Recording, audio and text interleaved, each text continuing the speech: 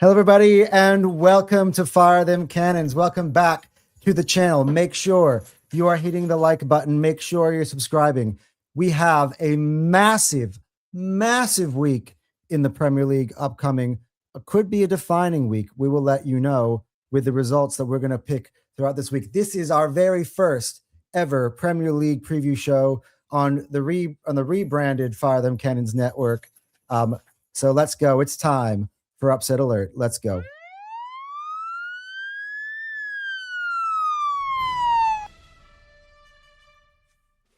All right, everybody. It is now time for Upset Alert. Yes, who's on Upset Alert in match week 25? I'm with Anton, and I'm with my co-host, Cal. Cal, how's it going, buddy? Hey, it's going pretty well. It's going pretty well. Of course it is for Arsenal fans. Well, we do have a big weekend coming up in the Premier League, hopefully for Arsenal fans. We don't want to get to that quite yet. We're going to kind of, keep this video going and give you the main course later on. But we'll start off with some entrees here, as tomorrow morning we do have a game. Leeds United take on Nottingham Forest at Elland Road, a stadium we're quite familiar with because we won there 4-0 last week. Under the lights, Leeds against Nottingham Forest. And for those, by the way, this is we like to give our betting advice. Hopefully we try our best as we can. If we lose you some money, wasn't us. Anyway. The Leeds are the favorites going into this game, as they should be, given they have a very good record at home at Elland Road, but they are coming off of a spanking by the hands of Arsenal. So we'll see how they rebound. Nottingham Forest coming at 3:30, and not far behind that is the draw. So yeah, Leeds are the favorites in this one. What do you think about this game tomorrow, Cal? Yeah, Leeds ain't no mugs. I mean, when we played them going into the game last week, I was pretty nervous going into the game. I was not expecting a spanking like we did, but we are the best team in the league and currently on form the best team in Europe. So yeah, that's probably going to happen to them. But they play very good football. I think they're not going to play within themselves like they played against us. They're not going to sit in a low block. I think they are going to go out there and try and dominate possession. And I just don't think Forest has enough to beat them away. I do think Leeds have one of the best home records in the league right now. So yeah, the fact that they're playing really good football, I rate some of their players like Tanaka, and the fact that that the away ground's so tough. Yeah, I'm gonna give this one to Leeds. What prediction? I think I 2-1. I did that for you. The graphic comes up ahead. Yeah, we did our picks ahead of time, by the way, for the graphics, not to ruin the magic of the show, but that's how it went. So yeah, Cal did go with a 2-1 Leeds. I'm actually looking at the table right now. Both of them are on 26 points.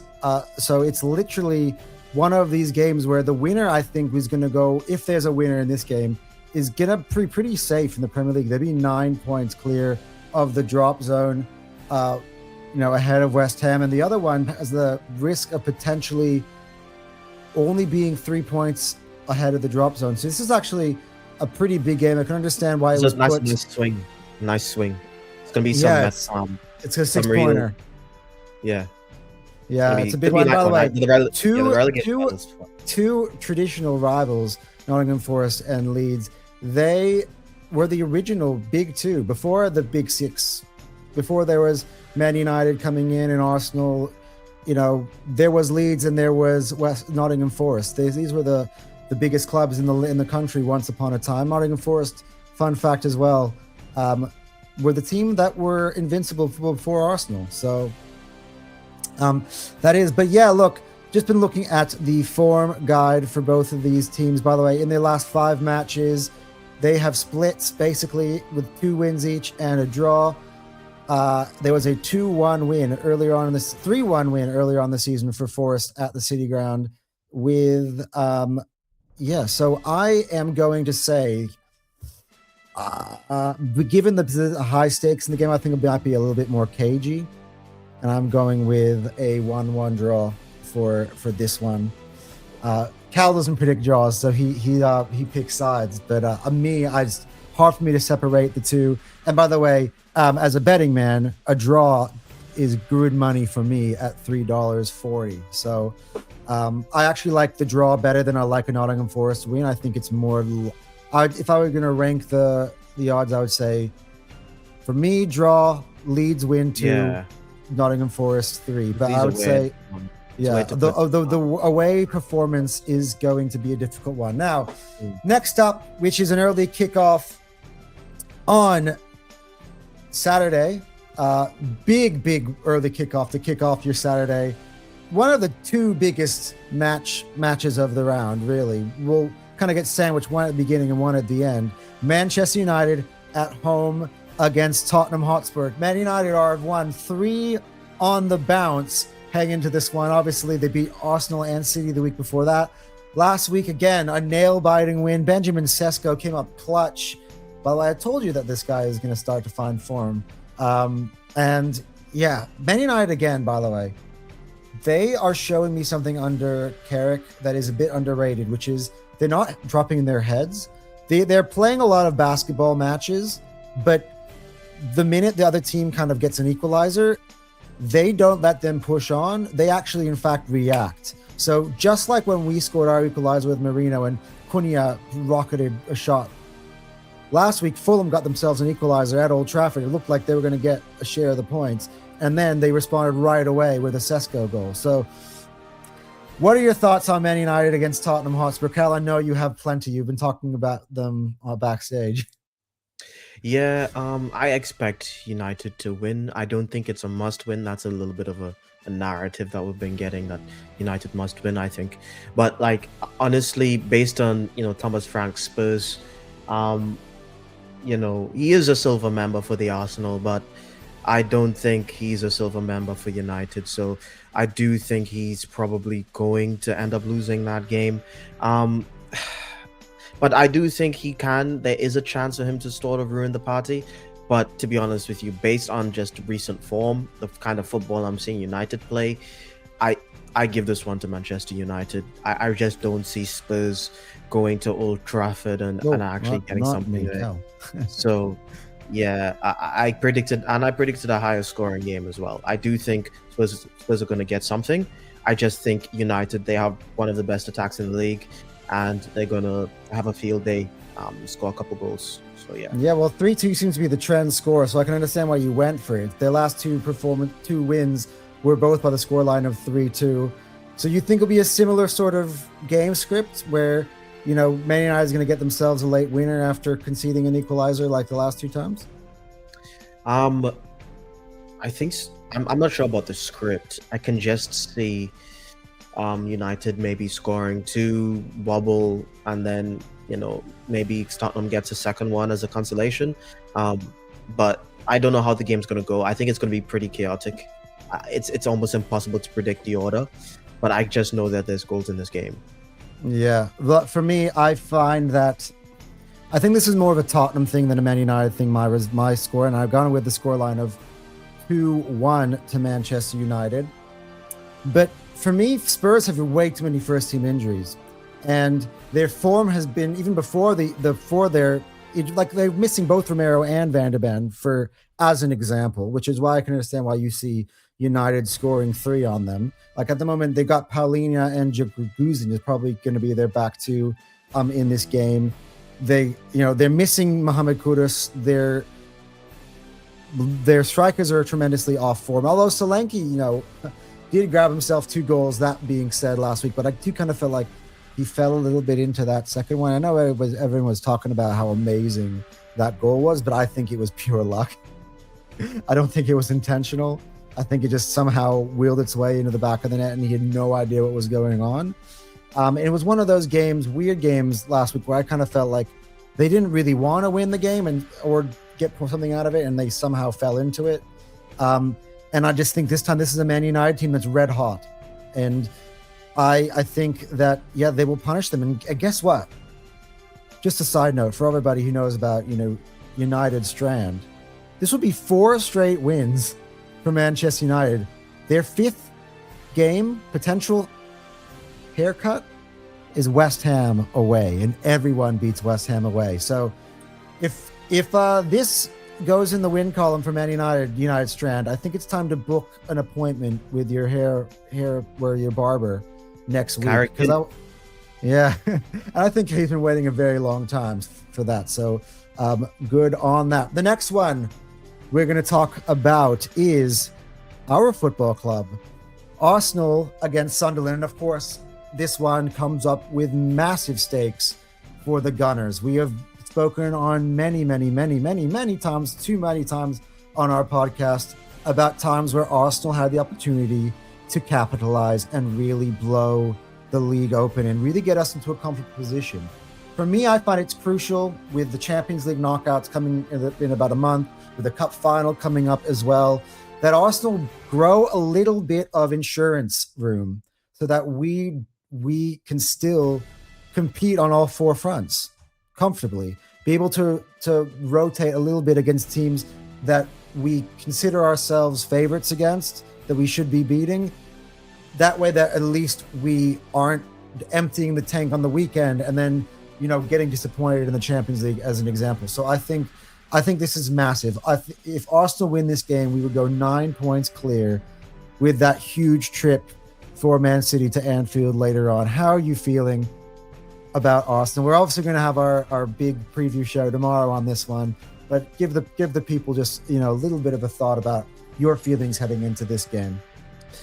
This should be barbecue chicken, honestly. It really should. We should be absolutely decimating these guys. Sunderland have some of the worst away form in the league. I'm not sure if it's the worst, but it's one of the worst. People forget that the reason why that they were doing so well to start off was, first of all, they had Xhaka, who's currently injured right now, but they had Xhaka, and the fact that they were imperious at home, but away they weren't doing too well. They were losing games away consistently, and they don't have Xhaka at the moment, and they're playing away to the Arsenal, and we're starting to heat up, to be honest with you. And I think we're smelling a little bit of blood out there. I think that Carabao Cup win, that semi-final win, is a little bit of a mini boost for the team, a little bit of a second wind. So I expect us to go out there and do the business. I think I predicted 3-0. I'm pretty sure. Hey, that's exactly what you predicted. And by the way, my light went out. The odds makers back you, Cal, on this, because look at the number they put on Sunderland, $14. Now, if you're a real hate along Arsenal watcher, you might be willing to put that little bit of a cheeky little wager in there, because the payout is huge if your hate watch is successful. But for me, I think they don't build all those lovely casinos in Las Vegas because they don't know shit. So I look at that $1.22. It's basically odds on for me. And as Cal says, I think we're in a good period. I think this is a huge opportunity, and I actually like the fact that we're playing before Man City.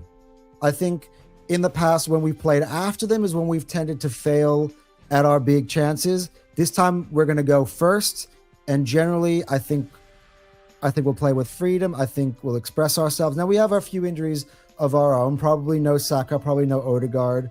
Timber a little bit on the shelf maybe, but we've got the good cover. I'd love to see Ben White play in this game as well. Yeah, so yeah, I'm similar to Cal, although recently we've conceded stupid goals when we don't need to. So I've just kind of given them what I would call a falling asleep at the wheel for 5 seconds type of goal.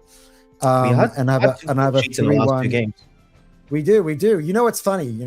I'm generally the clean sheet guy, and Cal's actually gone for a more emphatic scoreline this time than me. So I'm a little bit more conservative, maybe. But I'm just kind of going off the pattern of recent games. By the way, I didn't mention the odds for Man United against Tottenham, but it was on the screen for you guys earlier. So if you guys want to see that, you can rewind because I'm not bringing it back. Okay, here you go. Bournemouth against Aston Villa.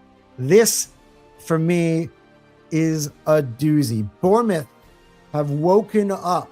And I have a theory, Cal. And I know the last time I spoke about this theory, you rubbished it and you told me, Anton, you're overthinking this. But Bournemouth's really bad form for me really came out when the reports started when the reports came out that Antoine Semenyo was heavily linked with basically all the big six clubs. And it was almost apparent to me that he was on his way out. And I feel like somehow that must have affected them because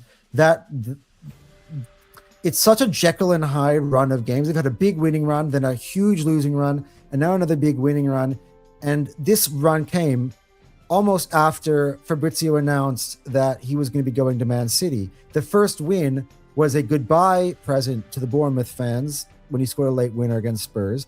And since he's been gone, they're unbeaten. In fact, they beat Liverpool last week or 2 weeks ago. Last week, they got a win, I believe, was against Wolves? Away from home. Yeah. So, and yeah, they also had the Tottenham game. They went away to Brighton, got a draw, but their results have picked up. They are starting to really heat up in the season. And as we saw, we only won 3-2 there. Bournemouth is a tough place to go for me. And Aston Villa is struggling a little bit. They've low key got some injury issues for me. So I am going to go before Cal because this for me is one of these.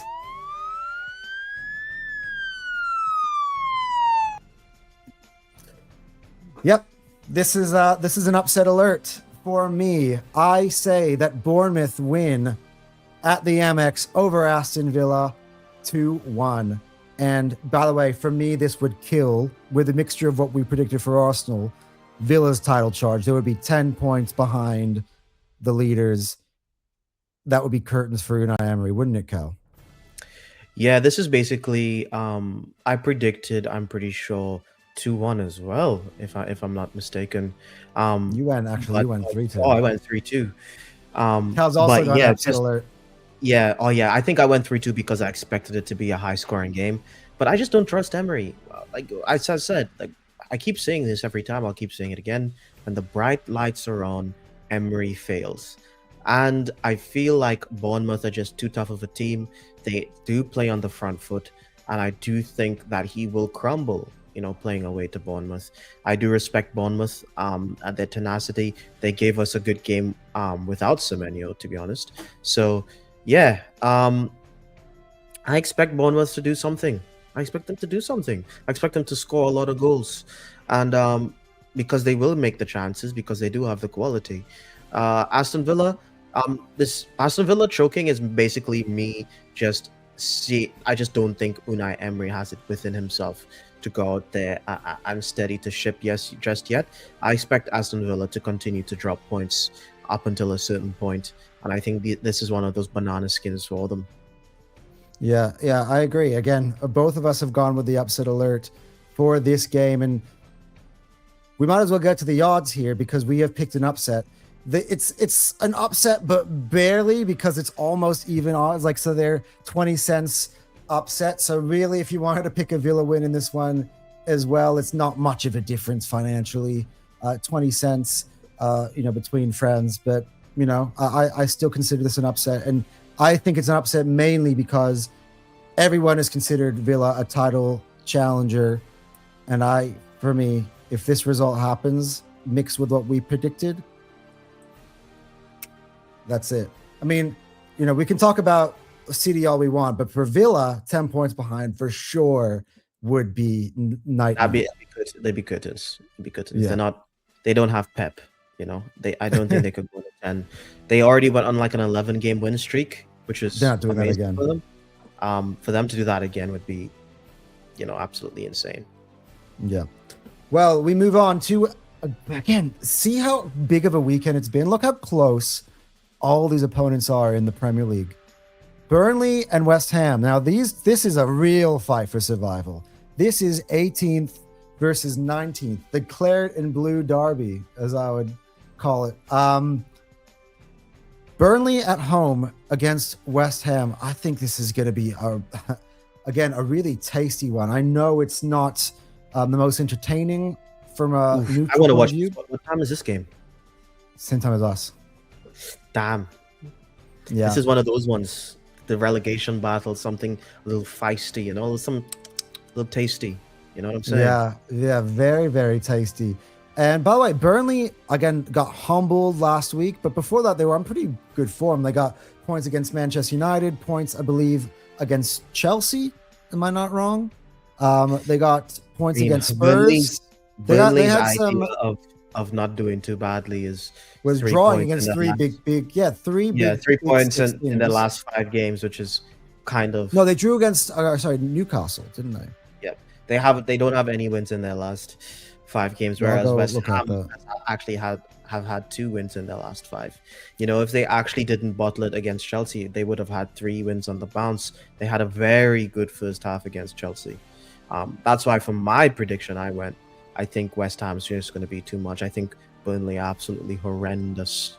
So Yeah, I predict you do go for a West Ham win in this one. Just gonna go back on that run of results for Burnley. All right, it was Liverpool. So listen, match week 22, 1-1 draw against Liverpool. Then they had a 2-2 draw against Manchester United, and they had a 2-2 draw against Spurs. So not for bad. me, based off of that, if they can get draws against those teams, they'll certainly get a draw at home against West Ham. It seems like they just play up to their opponent. I've seen it. I've seen honest, it once, though, I've seen it 1,000 times. Let's be quite frank for these relegation teams. If Burnley don't beat West Ham at home, they're not surviving. Finished. But to be honest, Because I think they're already finished. this is the game that they should win. Yeah. Right? If they're going to survive in this league. Right? So I think drawing for me is just again, you got two teams who are desperate. Neither of them are really going to want to go away, with 0 points. And I think there might be a late fight back from somebody, one of the two. I just see this end up panning out as a draw. So fair enough. And again, by the way, draw and Burnley is the exact same odds. And the odds maker agree with Cal about installing West Ham as the favorites away from home. And I can understand that because I believe that West Ham are a more talented team overall. They've got more killers. So Bowen. They don't have a Bowen in their team, and they almost, as you said, they almost went and they almost got 3 points. Somerville's pretty not bad himself. Yeah. So look, again, we've got you covered all over. So you want to listen to Cal again? If you went with a West Ham win, I wouldn't be surprised if that were to be the case either. So it's one of these games where anything is possible, in my humble opinion. Next up. On the same, these games are all 3 p.m. kickoffs at the same time as Arsenal. Fulham host Everton, another matchup of teams close to each other in the Premier League table. Battle of the mids, Fulham against Everton at Craven Cottage. Thoughts? I rate Fulham's team way more than I rate Everton's because I just feel like Fulham has just more quality.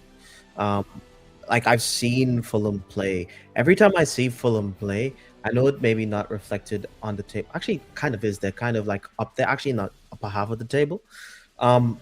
They just put in really good performances, and I really rate their players. So I predicted I think a 2-0 to Fulham because I do think it's Fulham at home as well. I think you did say 2-0 Fulham, yeah. I think it'd be a very, very tough task for Everton to go away to Fulham and get anything out of that game because Fulham away is a very tough ground. We know that from experience. Man City know play that. Fulham. Exactly. Liverpool know that. Amazing comeback that they had. Yes, last minute winner against Liverpool. Or was it the last minute draw? Equalizer. Yeah. And then they were 4-0 down against Manchester United. They beat Chelsea there 2-1, I believe, as well, not long ago. This team, they ain't no mugs, people. I think the only reason why they're not, a little bit high is because any higher, and you're in Big Six territory. To be honest, they're right now they're ninth in the table. I think they're playing to their level right now. So, Yeah. I gotta yeah. say, I want to shout out. You see his image there in the bottom corner to Harry Wilson. With Semenyo having gone, I've always had this crown of like, who is the best player, up and coming player outside of the Big Six? And of course, you got, Morgan Rogers probably does have that crown, but Harry Wilson ain't far behind. He's having an amazing season. He's actually a Liverpool Academy player, and he's just been spectacular. He's become the true talisman of that Fulham team. And yeah, I think he's a player that a lot of the big teams might be sniffing around soon. I would think. 9 goals, 5 assists in all comps. 8 goals, 8 goals and 4 assists in the Prem. That's a little tasty for me, to be honest. That's very good numbers. Yeah, not quite sure he's something what we would be looking at, but I think No. I can imagine Yeah. him going to like a Spurs or That's definitely Big Six territory right there. yeah. I think well, he used to be a Liverpool player, so if they have a buyback clause or something, he can go back to Liverpool. Salah goes, comeback story. We got Eze back. For me, again, I'm a little bit more conservative. Again, when it comes to some of these, I've gone with a 1-1 draw, and it's just mainly, to be honest, I'm thinking that I might end up being wrong after listening to the way Cal's been kind of breaking this one down. But yeah, I just do think, again, these are teams that have been evenly matched throughout the season They're in the terms exact of their same point. points They're in the the league. exact same points in the league, exact same goal difference. It is literally a mirror image, and that's why my premise was for the 1-1 draw, which is like, it's hard to separate them in terms of their form overall for the season. I think my prediction would have been a little bit different if it wasn't away to Fulham. Like if Fulham was like the home team, and the fact that they are the home team and that ground is kind of tough. Again, another 6-pointer in the Premier League. I was saying at the top of the show, this is a massive defining weekend in the Premier League. Yeah. Look at the matchups. From top to bottom in different places all over the league. It is huge. I kind of wish Arsenal was playing in isolation so I can focus on my Arsenal game and then, then enjoy these ones. You know what I'm saying? Yeah, exactly. And by the way, the odds makers do agree with Cal. They have Fulham as overwhelming-ish favorites to win this game. Not quite Arsenal overwhelming, where it was 14. Yeah. But pretty a normal overwhelming of 210 to 370. So yeah, next up on the same window, this is a really busy window in 3 p.m. kickoffs on Saturday. Wolves, host Chelsea at Molineux, and Chelsea, by the way, coming off of the back of a real thrilling win and then a real thrilling defeat, which I'm talking about in the league and in the cup. So a very emotional week for Chelsea this week, but luckily for them, they go and play the punching bag of the Premier League, Wolves. 8 points. What Wolves. do you? Yeah, 8 points, Wolves. What do you think about this? This should be barbecue chicken for Chelsea. They just have too much quality. Yeah, and their league form is actually really good. They're actually on three wins on the bounce in the league, to be honest with you, which is something I didn't even realize. So their league form's kind of really good right now, and I think they're going away to a very terrible Wolves side. And to be honest with you, I'm not that big of a fan of the Wolves crowd right now. I think when I watch Wolves play, the crowd is really riled up, egging them to make decisions and go forward when the players aren't confident in going you forward. would if your team was on 8 points, you would be the same. Exactly, but it doesn't help them. So I think it's going to be a nervy one, and I just can't see Wolves getting anything out of this game. Yeah, I kind of agree. By the way, I've just been looking at it. Chelsea's record against Wolves, now it shouldn't be surprising, is actually insane. The last time they went to, fun fact, again, I love these. Last time they went away to Molineux, which was way back in 2024, at the end of 2024. Can you guess who scored a hat trick for Chelsea that day in a 6-0 win? Cole Palmer? Nope. No, Oh, was it? Yeah. Was it? Nani Oh, okay. Madueke hat trick on that day. The best game of his career. Hopefully, we get one of those in an Arsenal shirt one day. But yeah, fun fact. Oh yeah.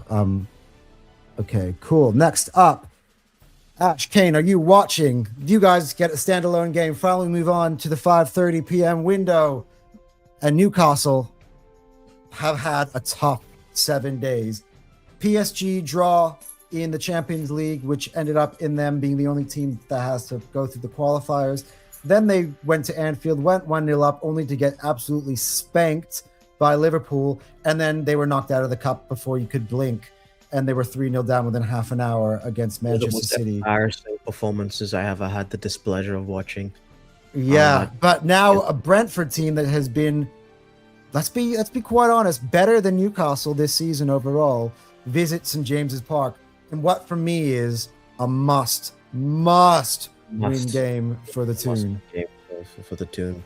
They have to beat Brentford. You just have to. If you have anything about you, Newcastle, you must go out there and you must beat this Brentford team. You have quality. You know, you're not Bruno GFC. Come on, guys.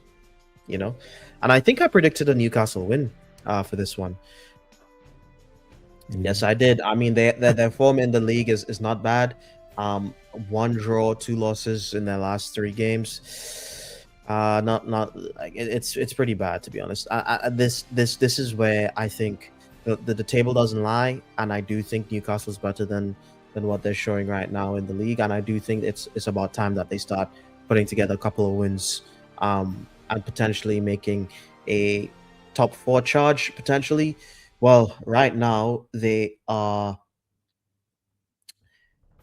Chelsea are on 40 points and Newcastle on 33, 7 points away from that top 4. They still have a lot of games left, but I think it's time to start trying to claw your way back, people.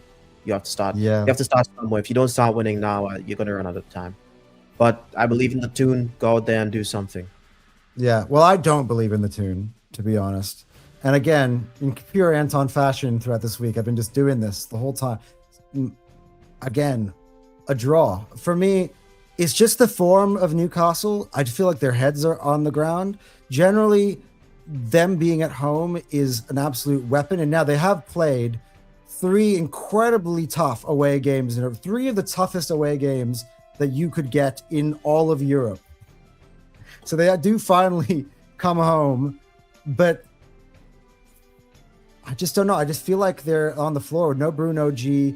I can't underestimate Brentford. I think they have what it takes to come out and get a draw against Newcastle. And I feel like it'll be one of those where they just get pegged back late, and the misery continues for me. I have them kind of dropping points again this weekend. But again, the odds makers agree with Cal. Yeah, but I guess I'm a bit more of a risk taker when it comes to my betting than Cal is. Cal likes the favorites.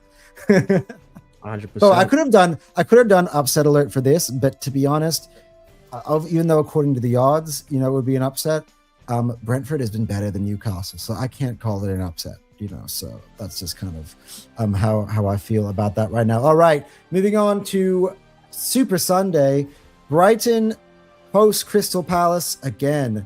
2 teams. Again, I would say these aren't 2 teams that are close to each other in the 2 points off. Sorry, my correction. So Brighton on 31, Crystal Palace is on 29. So again, another 6-pointer in this one. I think this is 2 teams of very, very similar quality. If you look at the 2 players I have pictured on this graphic, Baleba and Wharton, 2 of the most coveted young center midfielders in the world. By the way, this should be for your Baller FC, or what am I gonna call, like, the football nerds.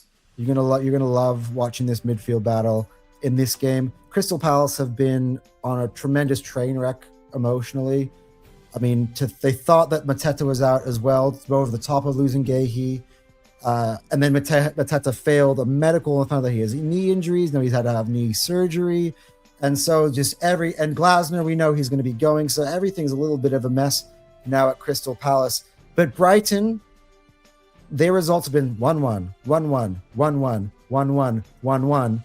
which is why I'm just going to continue the streak and say 1-1 again, because that's just, me kind of noticing the trends this time. How many draws have you predicted so far? Like, I might have to go back and look. I went to be honest, there's been the reason why I've done that is because this year there's been more draws than in any season before. 3 draws in a week would be kind of crazy. I've seen tons of it. Wait, what did I call for this one? I had 1, 2, 3, 4, 5. 1, 2, 3, 4. Wait. Leeds game. Fulham, Newcastle, Brentford, Brighton. 4. No, 5. Burnley and West Ham as well. 5. Yeah. 5. Dude, that's half the games. Yeah, half the games. You have draws. Yeah. That'd be the most insane week. All right. Well, you clearly disagree with me, so go for it. Yeah, I think this is going to be a Brighton gimme just because Crystal Palace are they're just in too much disarray right now.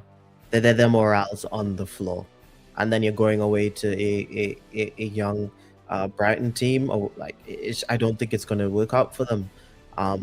They lost their centre backs. They lost their as a season. Oliver Glasner literally had to be convinced. He basically tried to leave, and the board convinced him to stay. But he's out of there. As you said, Mateta tried to leave as well. So I think the entire project's kind of like falling to pieces in front of their eyes. I think it's a testament to them to be. I think they're on 29 points. That's a testament, to be honest. 15. They'll be safe in the league. I think they'll be sure. safe.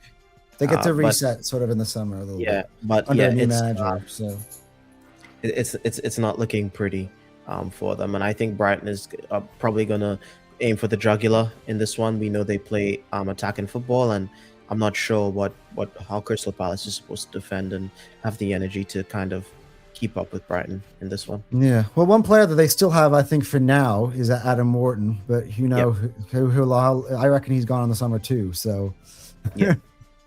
So it's pretty crazy. All right, final game of the season, the big one, guys. Fun game of the week. The big game of the week. Liverpool against Manchester City at Anfield. By me and Cal's predictions, we have Arsenal going into this game 9 points clear. So the pressure is on Manchester City to go away to Anfield and beat Liverpool. The odds are as tight as it can get. $2.40 for a Liverpool win, $2.80 for a City win. The draw is $3.60. For those of you like me who love hitting the draw button or as much as they can. Anyway, Cal, give me your feelings. This is the big one. Liverpool against Man City. Unless I watch football, we all watch football. Unless Pep completely changes the way he plays, it should be barbecue chicken for Liverpool. Honestly, that high line from hell that they play every game.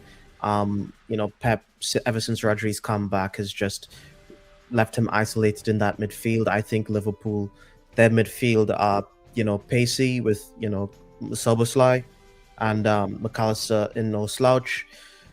They have the technicality to match anything. They have Cherky, but Liverpool has Wirtz. Their Ekitike is on form, very good. He's probably the second best striker in the league at the moment. I know they have Haaland, but Haaland's been on terrible form this year. I'm not sure if he's scored a single non-penalty goal in 2026 so far. He might have scored one. I just can't see Manchester in their pump. Manchester City couldn't really do anything against Liverpool at Anfield, and I really don't see them doing anything this time. I think I predicted a 4-2. You did. You went big on your scoreline on this one. 4-2. Can you explain to the people why you've gone for a thriller, why gone for an all-time Premier League classic on this one? Because Manchester City their defense is just not good, and we've seen what Liverpool. I think it might be like a Champions League game. We've seen what Liverpool does with space. I think City are going to get cooked. But I do think Liverpool are going to concede as well, just because City's attack is just very good. so they're Mm. gonna get something out of the game. But I think Liverpool is just gonna, yeah, they're gonna rinse them. Yeah, so I've gone by the same ratio and the same winner. I've gone 2-1 to Liverpool. No, I have a for- higher ratio for me. No, This is a 4-2, 1 goal margin. 4. No, but it's 4-2, 2-1. It's still the same ratio, 2-1 ratio. Oh, I guess it's the same ratio, but Yeah, the I mean, keyword is goal ratio, difference. not Oh, goal okay. difference. Yeah, yeah.